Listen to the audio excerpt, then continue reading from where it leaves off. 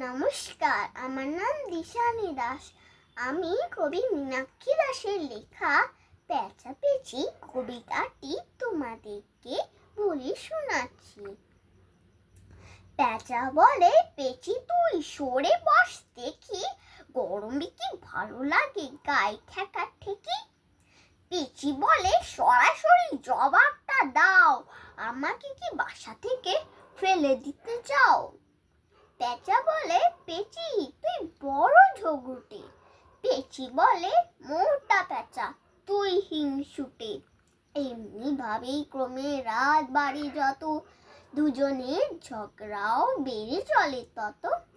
অবশেষে পেঁচা বাবু মেনে নিল হার।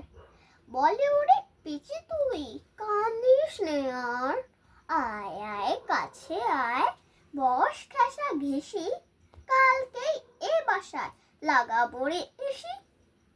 নমস্কার।